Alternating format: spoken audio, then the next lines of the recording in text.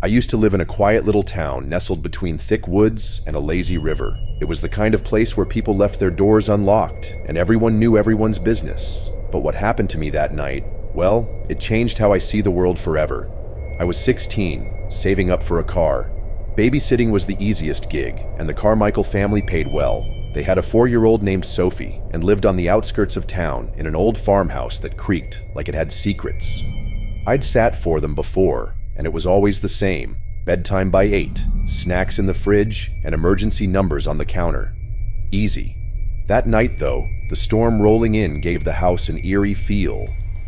Rain pelted the windows, and wind howled like something alive. By the time I arrived, the lights had flickered twice. Mr. and Mrs. Carmichael handed me their number, kissed Sophie goodbye, and left me alone in the sprawling, groaning house.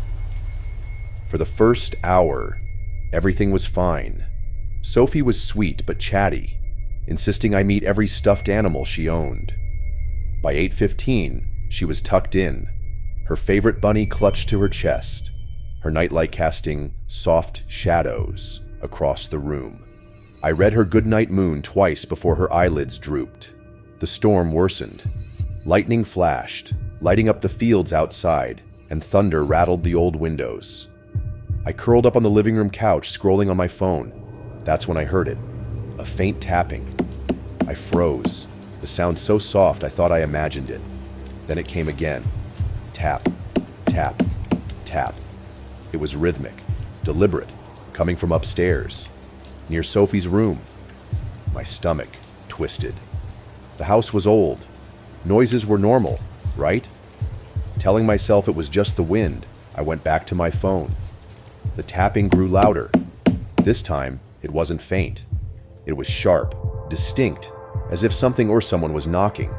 I set my phone down and stood, my heart hammering. "Sophie?" I called out, my voice shaky. No answer. I crept toward the stairs, every creak of the old wood beneath my feet echoing in the silence. The dim light from the hallway barely reached the top of the steps, leaving the second floor in shadow. When I reached Sophie's door, I noticed something odd. It was ajar. I was certain I'd closed it after tucking her in. "Sophie?"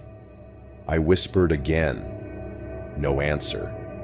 I nudged the door open. Her bed was empty. The covers were thrown aside, and her stuffed bunny lay on the floor. Panic surged through me. "Sophie!" A giggle floated out from the closet. Relief washed over me. She was playing a game. Kids do that, right? I crossed the room and knelt in front of the closet door. "Sophie, it's late. Come on out, okay?" Nothing. I reached for the handle. The giggle came again, this time from behind me. I spun around, my breath catching in my throat. The room was empty, completely empty. That's when I saw it. On the window pane, a tiny handprint, small and delicate, pressed against the glass. But the handprint wasn't inside. It was outside. A chill ran down my spine. My legs felt like lead as I moved to the window. I peered out into the storm, but all I could see was rain streaking down the glass and shadows shifting in the yard. Behind me, the closet door creaked open. I whipped around, my pulse roaring in my ears. Inside, among the rows of tiny dresses and shoes, stood Sophie, or at least something that looked like her. She tilted her head, her lips curling into a smile. But her eyes weren't Sophie's. They were too dark, too empty, like twin voids swallowing the light. "Why are you scared?"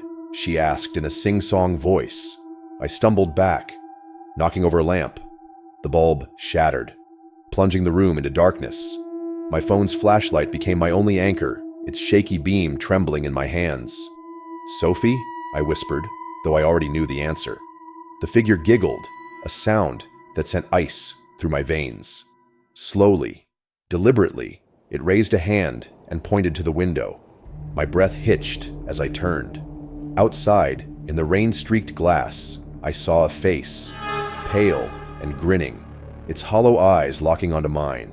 I screamed, grabbing Sophie's stuffed bunny like it could protect me, and bolted from the room. My only thought was to find the real Sophie and get out. As I reached the bottom of the stairs, headlights flooded the driveway. The Carmichaels. The door burst open and they rushed in, drenched from the storm, their faces pale with concern. I stood there trembling, clutching Sophie, tears streaking my face as I tried to explain. My words spilled out in jumbled fragments, but they believed me enough to check the house. They didn't find anything, not in Sophie's room, not in the closet, not outside. Maybe it was just the storm, Mr. Carmichael said, though his voice wavered. He looked over his shoulder as he spoke, like he wasn't entirely sure. I never went back to that house.